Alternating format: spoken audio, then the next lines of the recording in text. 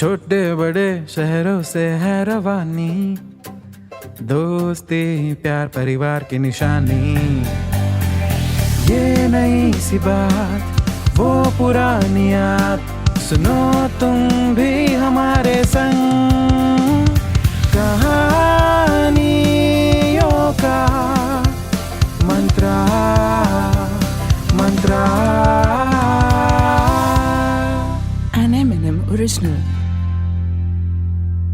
हाजी क्या है ना, कभी कभी जिंदगी में कुछ चीजें हाथ आते आते बंदूक की गोली की स्पीड से निकल जाती है और वो मुहावरा सत्यवचन हो जाता है कि हाथ तो आया पर मुंह ना लगा। आज की कहानी भी कुछ ऐसी ही है, एक ऐसे इंसान की जिसको खुद भी मैं बहुत करीब से जानता हूं। ये कहानी है गर्वित की। हमारे ही स्टूडियो में काम करता है बेचारा। वो बेचारा इसलिए नहीं क्योंकि M&M टॉकीज में काम करता है, बल्कि इसलिए है क्योंकि वो पिछले कई जन्मों से सिंगल है और जैसी उसकी हरकतें हैं लगता है अगले कई जन्मों तक सिंगल ही रहेगा। अजी वो तो इतना सिंगल है कि उसे कोविड वैक्सीन के सेकेंड डोज की भी डेट नहीं मिली। उस बेचारे को तो वो लिटिल हार्ट्स के पैकेट में भी हार्ट्स टूटे हुए ही मिलते हैं। वो इतना सिंगल है कि उसकी फेवरेट मूवी हम दो हमारे दो नहीं बल्कि अकेले हम अकेले तुम है। और वो इतना सिंगल है कि the only time a girl said yes is when he asked am I really that ugly। तो ये कहानी है सन 2018 BC की। यहां BC का मतलब बिफोर क्राइस्ट नहीं, बिफोर कोविड है।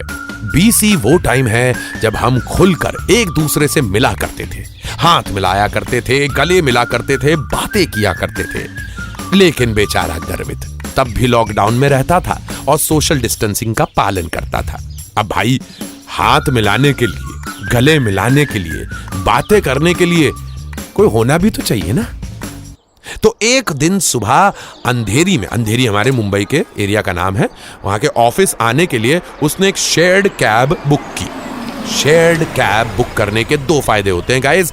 एक तो ये कि उसमें पैसे कम लगते हैं और दूसरा फायदा सिर्फ गर्वित जैसे सिंगल लड़कों को ही पता है, वो ये कि कभी कभी इन शेयर्ड कैब में बड़ी सुंदर से को पैसेंजर मिल जाते हैं। अब बेचारा करे भी तो क्या करे, जिसका सदियों से कभी प्रीमियम सर्विस लेने के बावजूद भी टिंडर मैच नहीं हुआ, वो तो सोचेगा ही ना कि क्या पता कि शायद सफर के दौरान कोई हमसफर मिल जाए।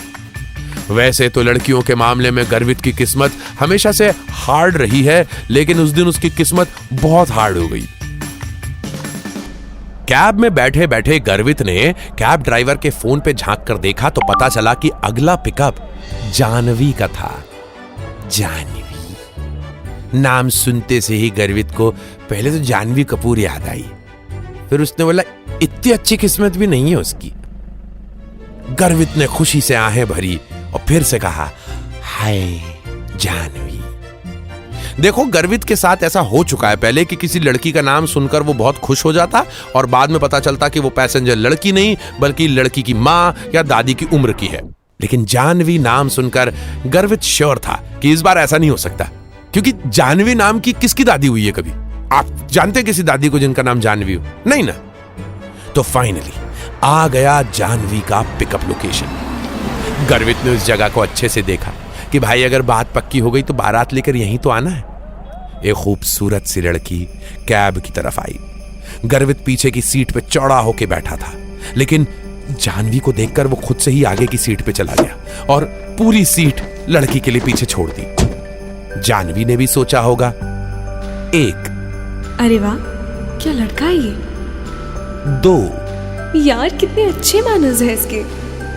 तीन, यही तो वो खूबी है जो मुझे अपने होने वाले पति में चाहिए। कैब चल पड़ी और साथ ही गर्वित की हसरतों का सिलसिला भी। रियर व्यू मिरर में हौले हौले से गर्वित जानवी को देखने लगा। लेकिन हर फेरी टेल में डीमंस तो होते ही हैं, हर फिल्म में विलन तो आता ही है। अगले ही चौक पर एक और पैसेंजर आ गया, नाम था जिसका hi my name is Rahul. बैठ गया पीछे बड़े आराम से जानवी के साथ।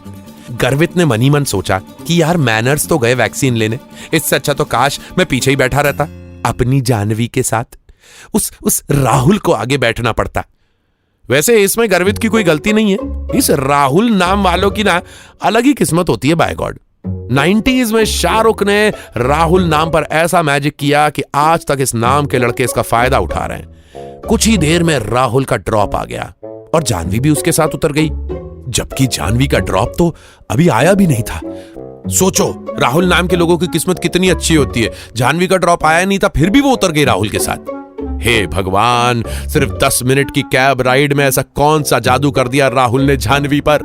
पता नहीं ऐसा कौन सा डीओ लगाते हैं ये राहुल नाम के लड़के। गर्वित ने सोच लिया कि बस बहुत हुआ, अब वो और रिस्क नहीं लेगा। जैसे ही कैब रुकी, गर्वित फिर से पीछे की सीट पर जाकर बैठ गया।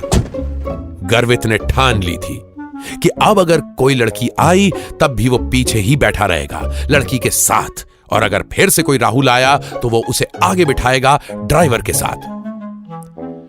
मुंबई के घमासान ट्रैफिक में बस कुछ ही देर आगे चलने के बाद ही कैब ड्राइवर के फोन पर घंटी बजी। गर्वित ने झांक कर फोन में देखा और उसके दिल की भी घंटी बजी। अजी, गर्वित को तो अपनी किस्मत पे यकीन नहीं हो रहा था जब उसने देखा कि अगला पिकअप भी एक लड़की का ही था। इस वाली का नाम था श्रेया। गर्वित ने सोचा, यार नाम से तो ये भी कितनी सुरीली लग रही है, जानवी ना सही, श्रेया ही सही। जैसे ही उसका पिकअप आया और श्रेया कैब के पास आई, गर्वित ने झट से अपने चेहरे पे हाथ रख लिया और छुपा लिया अपना चेहरा कि कहीं उसकी शक्ल देखकर श्रेया कैब कैंसिल ना कर दे। पीछे की सीट पे एक तरफ सरक कर गर्वित ने श्रेया के लिए जगह बना दी। श्रेया ने एक झलक रुककर देखा गर्वित को, और फिर पता नहीं ऐसा क्या आया उसके मन में, वो आगे ड्राइवर के साथ बैठ गई। इडियट। चेहरा तो गर्वित ने हाथों से ढक लिया था, सिर्फ आंखें ही दिख रही थी। गर्वित ने रियर व्यू मिरर में अपनी आंखों को देखकर सोचा, यार ऐसी भी कौन सी दरिंदों वाली आंखें हैं मेरी, जो लड़की ने मेरे साथ बैठने से ज्यादा उस ड्राइवर के साथ बैठना सेफ समझा। वैसे इस बात का गर्वित को ज्यादा बुरा नहीं लगा, क्योंकि उसको अपनी किस्मत का पहले से पता था। आदत थी उसे ये सब सहने की बचपन से।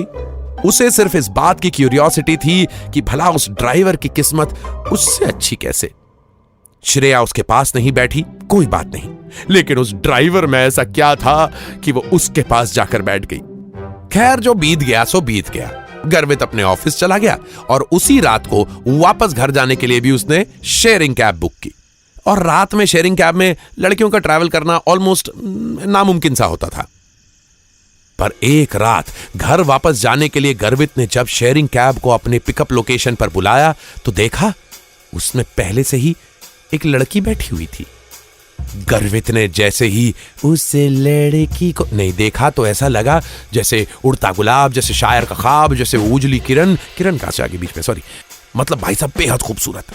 और इस बार गर्वित ने मुंह छुपाने, ड्राइवर के बगल में बैठने जैसी कोई गलती नहीं की, बल्कि उस लड़की के बगल में कॉन्फिडेंट होकर बैठ गया।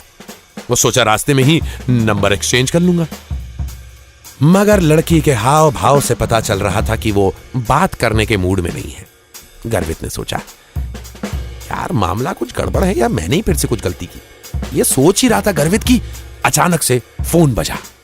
गर्वित पॉकेट में से फोन निकालने की कोशिश करने लगा। ओहो, किस पॉकेट में? इसमें है, नहीं इस वाली में, इधर भी नहीं है, कौन सी वाली पॉकेट में फोन? फोन की घंटी बजे ही जा रही। गर्वित भी फोन ढूंढे ही जा रहा कि सडनली गरजती हुई आवाज आई। क्या है? क्यों पीछे पड़ा है मेरे? कहा ना नहीं बात करूंगी। भाई साहब, कान से धुआं निकल आया गर्वित के, और उस लड़की की तरफ देखे बिना बस सोचने लगा कि हे भगवान, आज इस कैब में आगे ही बैठ लेता तो अच्छा होता। इस लड़की को कहीं ऐसा तो नहीं लग रहा कि मैंने कोई छेड़छाड़ कर दी। लेकिन गर्वित ने हिम्मत करके उस लड़की की तरफ देखा तो पता चला वो किसी से फोन पे बात कर रही थी। एक्चुअली फोन उसका बज रहा था। हाँ, गर्वित ने सोचा जरूर इसको कोई लड़का परेशान कर रहा है। क्या बात है, यही तो वो मौका है जब मैं इस लड़की की लाइफ में हीरो वाली एंट्री मार सकता हूं। गर्वित ने उस लड़की से हिम्मत करके पूछा, एक्सक्यूज मी, क्या हुआ? कोई लड़का परेशान कर रहा है क्या?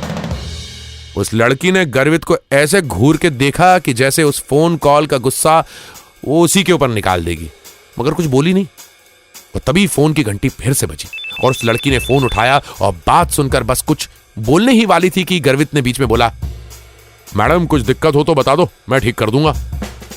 लड़की ने पहले गर्वित को देखा, फिर अपने फोन को कान पर लगाकर बोली, देखो राहुल, माना कि मैं तुमसे गुस्सा हूँ, मगर कैब में ये लड़का मुझे छेड़ रहा है। प्लीज मुझे ड्रॉप पॉइंट पे आके मिलो।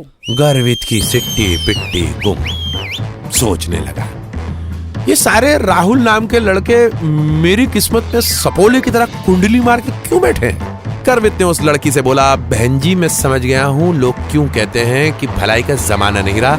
यह कहकर उसने कैब को रुकवाया और वहीं उतर गया। आफ्टर ऑल अब उस शेयरिंग कैब में बैठे रहकर ड्रॉप पॉइंट पर मिलने वाली राहुल नाम की आफत का वेट थोड़ी ना करना था। लेकिन उस रात कैब से उतरकर घर तक पैदल आने के रास्ते में गर्वित ने यह डिसाइड कर लिया कि गुरु अब तो रोज सुबह शाम बस से ही ट्रैवल करना है। पैसे तो बचेंगे, इज्जत भी बची रहेगी और किसी राहुल के चक्कर में राहु काल तो ना शुरू हो जाएगा।